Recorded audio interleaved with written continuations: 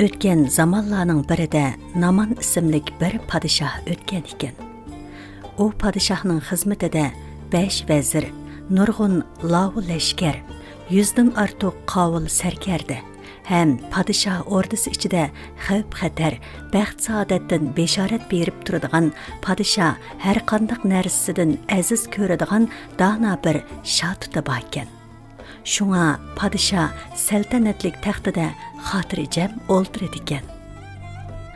Bir kuni Shatuti shohning huzuriga kirib, shohdan monolarni iltimos qilibdi.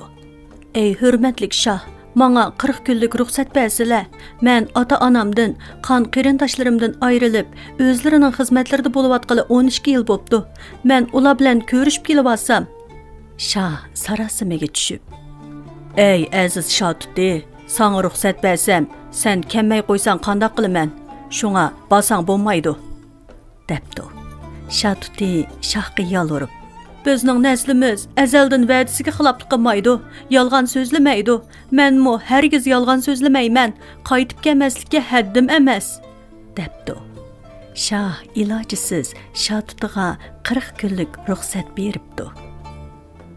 Shatuti shohning ruxsatini olgandan keyin yo'lga ravon bo'lib, ochliq, tashnalik, harg'inlikqa bardoshlik berib, kech-kunduz uchib, tog' edirlarni, cho'l jazirlarni orqasida qoldirib, o'z yurtiga beribdi.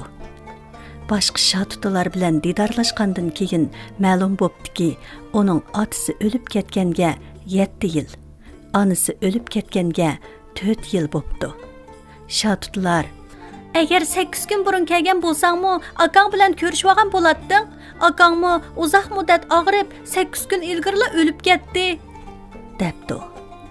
Kunlar o'tib, Shatutining qaytish vaqtimi bo'lib qopti. Bechora Shatuti ona makonini qong'udek aylanib bo'lolmabdi. Biroq cho'qim va'dasiga vafo qilishi kerak. Musofir do'stining dardini tushungan boshqa Shatutlar, sen yana qaytmoqchi bo'lyapsan. Bizning sana sovg'at qilgudak, podshohning nazridan o'tgudak cho'ng sovg'atimiz yo'q. Shundaqdimi bir tal urug' sovg'at qilayli. Bu urug'ni terib, undirib, o'stirib mevalatgandan keyin mevasini yegan odam qiyrimaydi. Qiyri bo'lsa, yoshlig'iga yonidi, deb urug'ni Shatutiga beribdi. Shatuti bu xislatlik urug'ni tishlab, birodarlar bilan xo'shlashib, Naman shohning dargohiga qarab uchibdi. U manzillarni orqasida qoldirib, ming bir ranj mushaqqatlarga chidab, oxir shoh bilan ko'rishibdi. Shoh dono Shatutning qaytib kelganligiga xushal bo'lib, o'rdida 10 kun bazmi ziyofat o'tkazibdi. Shatuti shoh uchun akelgan xosiyatli meva urug'ini shohga taqdim qilibdi. Podshoh, ey dono Shatuti, bu urug'ning xosiyati nima? deb so'ragan ekan. Shatuti urug'ning xislatlarini so'zlab beribdi.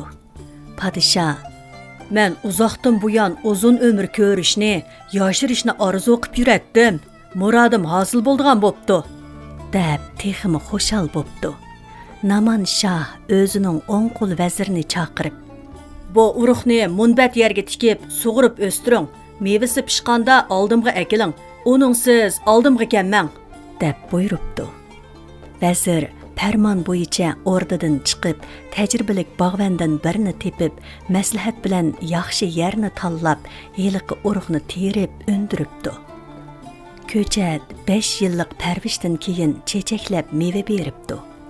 Lekin shu ko'chat tikilgan joyning yenidagi ko'ni tamliqda bir yilon yashaydi ekan. Yilon vazirning gap so'zlaridan bu ko'chatning mevasining odamni yashartadiganligini bilib olgan ekan. Shunga u yilon kamardan beshini chiqarib, daraxtning mevasining pishishini kutib turibdi. Vazirmo taqazzoliq bilan mevaning pishishini kutibdi. Oxir meva pishishga boshlabdi. Payt kutayotgan heliqi yilon har kuni kechasi o'zidan so'ylab chiqib, daraxtga yamishib, qaysi meva pishgan bo'lsa, shu mevaga zaharlik nashtarini sanjib, meva shirnisini sho'ribdi. Lekin buni vazir sezmabdi. Bir kuni vazir pishgan mevalarni oltin leganga elib, podshohning oldiga akiribdi.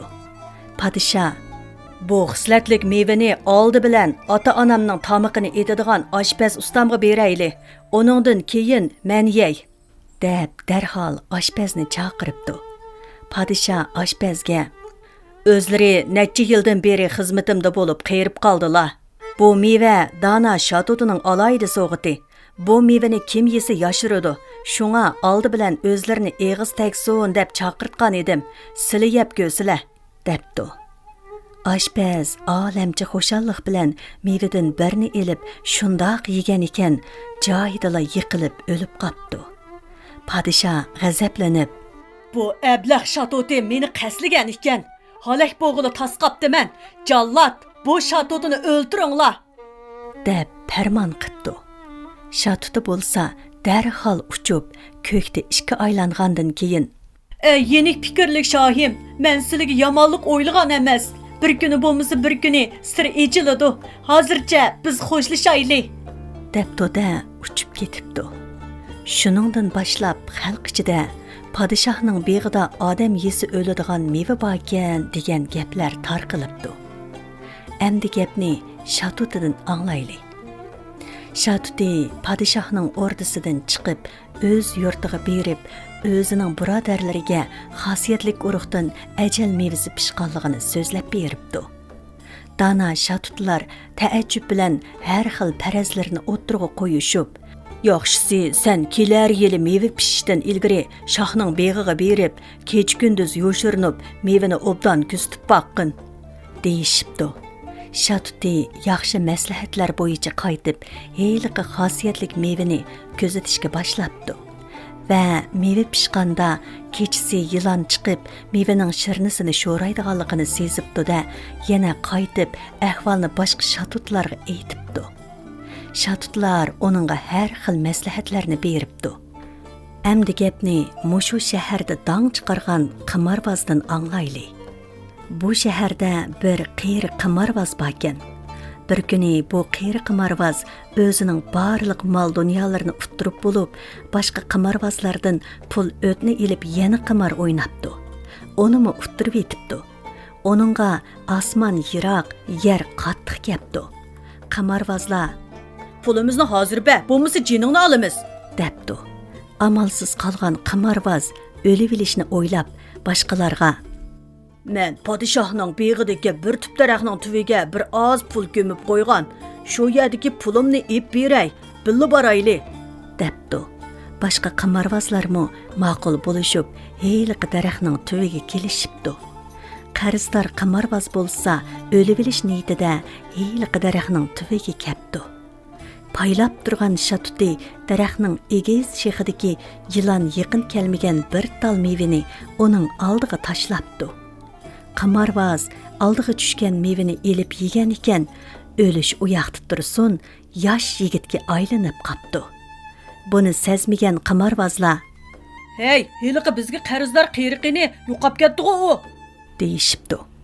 Qarzdor qimorvoz: "Kimni izdaysizlar? Mana men yininglarda turman-ku", debdi. Boshqalar: "Manga voy, biz seni nima qilamiz? Biz qarzdor qiyirni izlayapmiz", debdi. Qiyri qimorvoz bo'lsa: "Voy og'inilar, qarzdor qiyri qimorvoz men bo'laman. Men o'lib olish niyatida bu yerga kelib, ajal daraxtining mevasini yegan edim, o'lmay, aksicha yoshirib qoldim g'utang", debdi. Boshqa qimorvozlar: "Sen bir nima qarzni berishdan qechib o'zgiribsan. Podshohning oldiga boramiz manga", deb jidal g'o'g'a bilan podshohning o'rdisiga kirishibdi.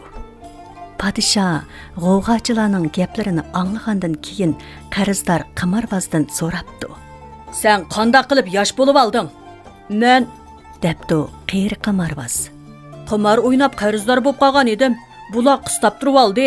Qarzimni to'layamagachga o'libli qutulay deb ajal mevasini yegan edim. Mushundoq yoshirib qoldim".